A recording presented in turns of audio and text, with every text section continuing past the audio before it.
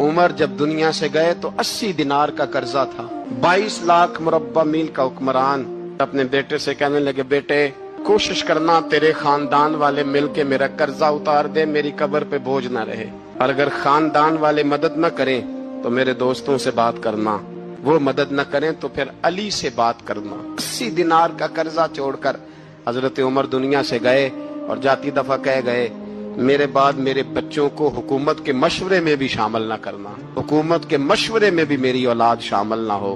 اتنا بڑا شخص اتنا بڑا رنگ دے کے یکم محرم کو جب عمر فاروق کا وصال ہوا تو بیٹے سے کہنے لگے اماں عائشہ سے جا کے کہو میرا بھی نبی پاک کے روزے میں دفن ہونے کو دل کرتا ہے. ایک قبر کی جگہ ہے اماں جی نے اپنے لیے رکھی ہے، بخاری یا بخاری.